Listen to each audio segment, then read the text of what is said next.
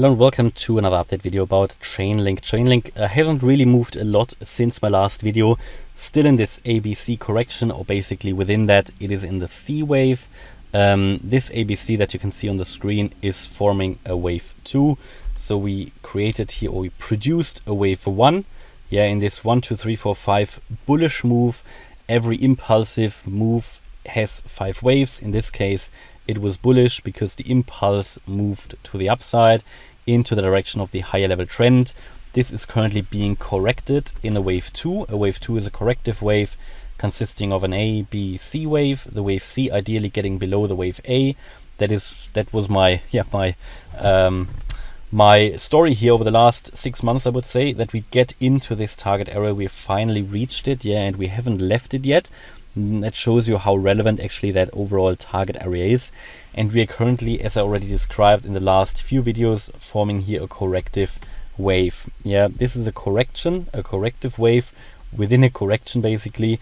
So now we have come down within the C wave quite strongly, as you can see here. Yeah, and what we are currently doing, in my opinion at least, that is how it is currently playing out. We just in a corrective wave, in a consolidation phase, in this overall downtrend still. So my view is the downtrend isn't over yet. In my view, in accordance with the other cryptos that I'm analyzing, I also see this being here a wave 4. Yeah, a wave 4 is a corrective wave, which can be very boring, can be very long, and which usually retraces to, in an ideal case, the 38.2% Fibonacci retracement level. So let's take a look at how much did actually this wave retrace to, and you can see how relevant that 38.2% Fib level was at $7.97. The price has perfectly touched it, and we saw a reaction to it, touched it again, another reaction, but it has not been able to move down further and continue the move down and the downtrend. So at the moment it's still moving sideways. It could become, like what other cryptos are doing at the moment, it could become an extended wave 4. Means we could actually retest that 797 level at the moment. That is what I would at the moment primarily expect, as the price is going higher. There is not really major resistance anymore until we touch that 797 level again.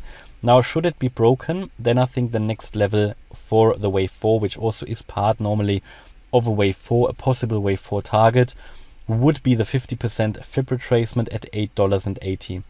Only above that, we have to talk about something different, because only above the 50% Fib retracement, it just gets a little bit less likely that it's still a wave 4, even though it wouldn't be technically invalidated. But overall, yeah, what we are doing here is really, it is a corrective move. Yeah, it is corrective, which means you have a lot of overlaps. You know, you have a mix of higher highs and lower highs.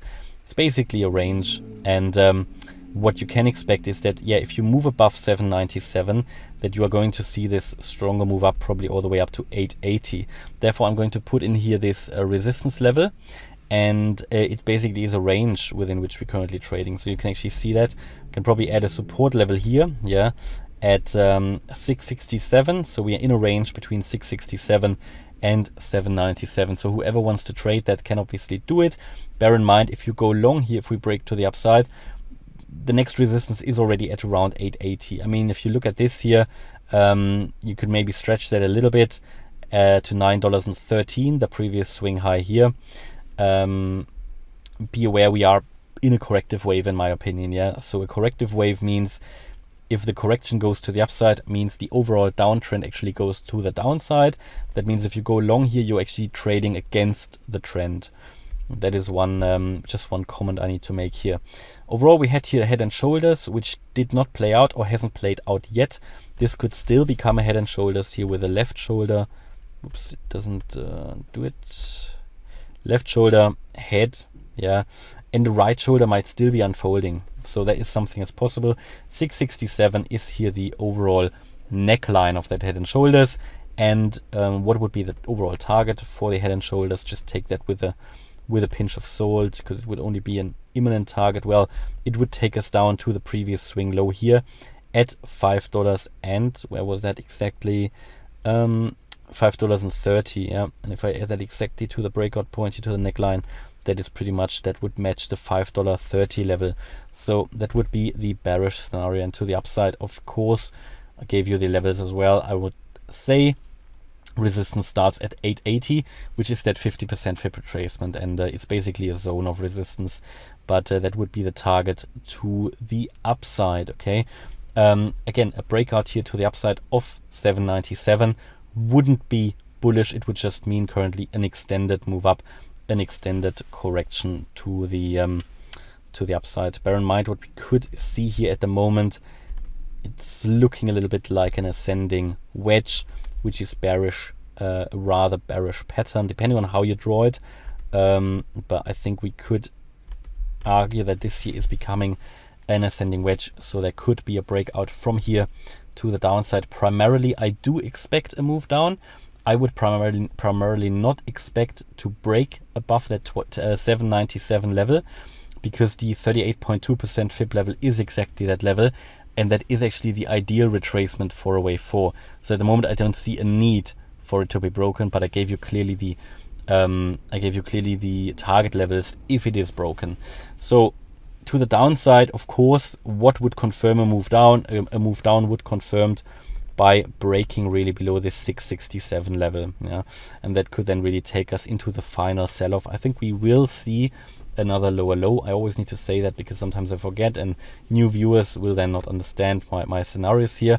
I still think, despite further short-term upside potential, the fact that we are in a corrective wave currently to the upside means there should be another impulsive move down. Yeah, and that could come obviously below the $6 level, which is here the 88.7% fib level. It probably will end also lower than the $5.30 level here from the 12th of May. So if we zoom out, what kind of support levels can we identify where that wave might actually drop down to? So for that, we need to go to the left here and see if we had historically any key support levels around that area.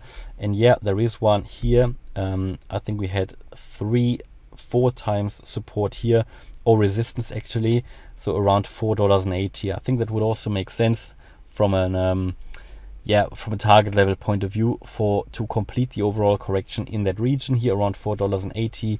Should we lose that, I mean, there is more support, maybe here at $3, maybe at $1.60, but I would currently hope that we will finish the correction off at $4.80 and the price can then reverse back to the upside fairly quickly. That's currently my view about Chainlink. Hopefully you liked the update. If you did, please hit the like button, leave a comment and subscribe. And if you really like the content, then check out the channel membership. Thanks a lot for watching. Bye bye.